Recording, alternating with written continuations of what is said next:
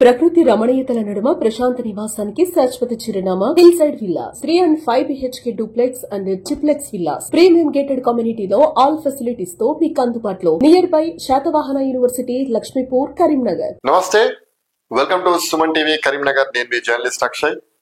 Karimnagar DCC అధ్యక్ష పదవికి తీవ్ర పోటీ నెలకొంది. ఎవరికి వారు డిసిసి అధ్యక్ష పదవిని దక్కించుకోవడానికి, డిసిసి పీఠం దక్కించుకోవడానికి ప్రయత్నాలు చేస్తున్నారు. ముఖ్యంగా కాంగ్రెస్ పార్టీలో లాబీకు చాలా అవకాశం ఉంటుంది. అందుకే చాలా మంది ఆశావాహులు ముఖ్యమంత్రి రేవంత్ రెడ్డి ద్వారా, మరికొంతమంది పొన్నం ప్రభాకర్ గారి ద్వారా, మరికొంతమంది శ్రీధర్ బాబు గారి ద్వారా, ఇంకొంతమంది పిసిసి చీఫ్ మహేష్ కుమార్ గౌడ్ ద్వారా ప్రయత్నాలు చేస్తున్నారు ఈ యొక్క డిసిసి అధ్యక్ష పీఠాన్ని దక్కించుకోవడానికి.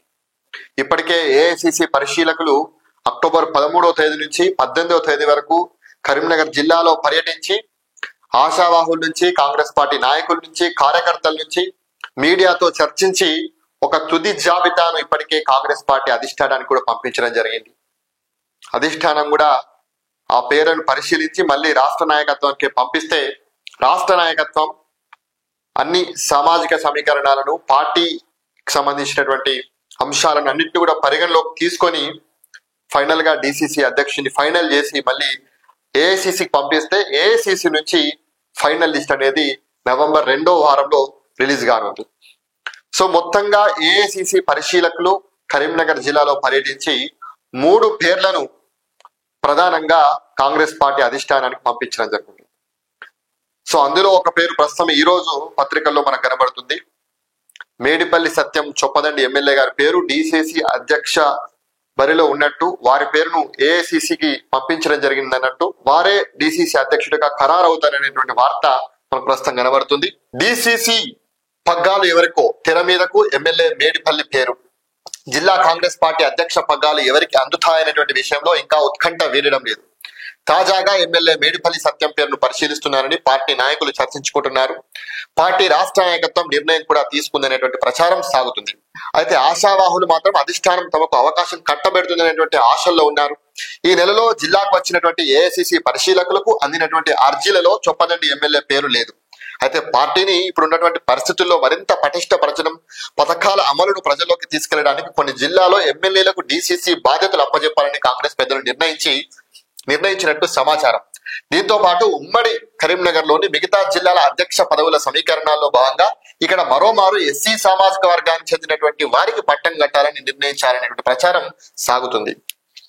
ఇంకొకటి ఆసక్తికరంగా అర్బన్ అధ్యక్ష రేసు. కరీంనగర్ కాంగ్రెస్ అర్బన్ అధ్యక్ష పదవికి పోటీ తీవ్రంగానే ఉంది. గతంలో నగర అధ్యక్ష పదవిగా పిలిచేటువంటి ఈ స్థానాన్ని అర్బన్ కాంగ్రెస్ అధ్యక్ష స్థానంగా పిలవాలని పార్టీ నిర్ణయించినట్టు తెలుస్తుంది. డిసిసి పీఠం ఎమ్మెల్యే కట్టబెడితే అర్బన్ అధ్యక్ష స్థానానికి తమ పేర్లు పరిశీలించాలని డిసిసి అధ్యక్ష స్థానానికి దరఖాస్తు చేసుకుని నగరంతో అనుబంధం ఉన్నటువంటి నాయకులు పార్టీ పెద్దలకు విన్నవిస్తున్నారు. పరిశీలనలో విల్చాల రాజేందర్రావు, అంజన్ కుమార్, మాచర్ల ప్రసాద్ తో పాటు గతంలో అధ్యక్షుడిగా పనిచేసినటువంటి సుడా చైర్మన్ కోమటిరెడ్డి నరేందర్ రెడ్డి ఉన్నట్టు పార్టీ వర్గాలు చర్చించుకుంటున్నాయి.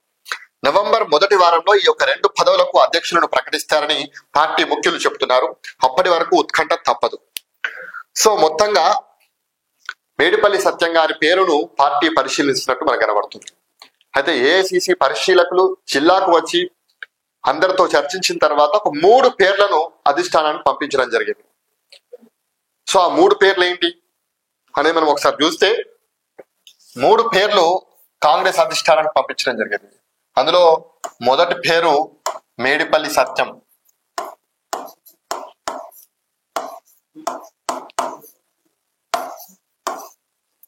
రెండవ పేరు గత పార్లమెంట్ ఎన్నికల్లో కరీంనగర్ ఎంపీగా కంటెస్ట్ చేసినటువంటి వెలిశాల రాజేందర్ రావు గారు,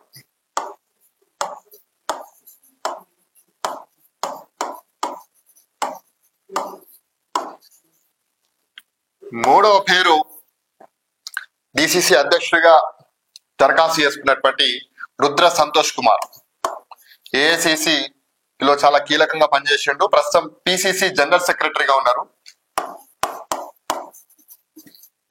ఈయన కూడా కరీంనగర్ జిల్లా రాజకీయాల్లో యాక్టివ్ గా కావాలని చెప్పేసి అందులో భాగంగానే డిసిసి అధ్యక్ష బరిలో కూడా ఉన్నారు. సో మొత్తంగా 3 పేర్లను కాంగ్రెస్ పార్టీ అధిష్టానానికి పంపించడం జరిగింది. ఇక్కడ 3 సామాజిక వర్గాల వారిగా ఈ యొక్క 3 పేర్లను ఎంపిక చేసినట్టు మనకు కనబడుతుంది.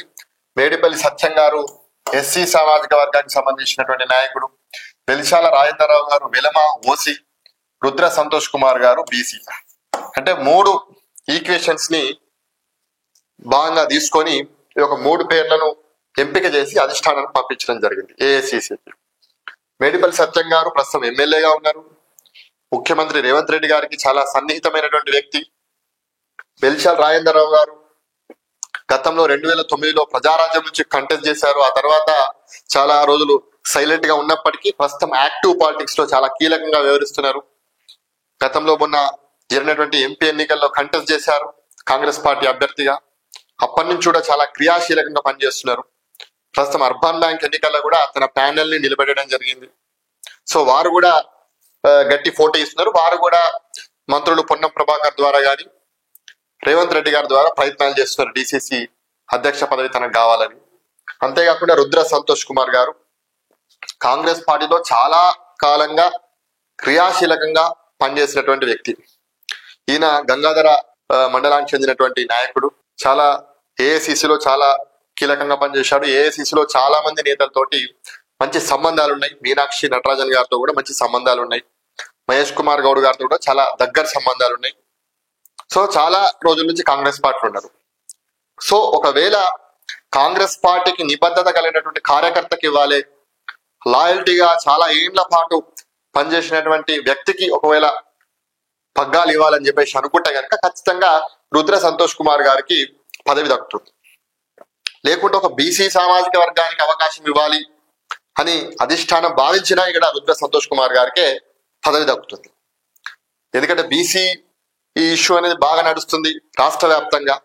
స్థానిక సంస్థల్లోనే 42% మందికి టికెట్లు ఇస్తామని చెప్పేసి చెప్తున్నటువంటి కాంగ్రెస్ పార్టీ డిసిసి అధ్యక్షులకు సంబంధించినటువంటి అంశాలు కూడా 40% మందికి డిసిసి పగ్గాలు ఇవ్వాలి బీసీలకు. సో అందులో భాగంగా ఏమైనా ఒకవేళ రుద్ర సంతోష్ కుమార్ గారికి ఇవ్వాల్సి వస్తే ఇవ్వాల్సి ఉంటుంది. సో మొత్తంగా మేడిపల్లి సత్యం గారు, వెలిశాల రాజేంద్రరావు గారు, రుద్ర సంతోష్ కుమార్ గారు 3 పేర్లను పార్టీ పరిశీలిస్తున్నట్టు మనకు కనబడుతుంది. మరి ఎవరికి దక్కుతుంది ఏంటి అనేది చూడాల్సినటువంటి అంశం. నవంబర్ 2వ వారంలో దీనికి సంబంధించినటువంటి క్లారిటీ అయితే వచ్చేటువంటి అవకాశం ఉంటుంది.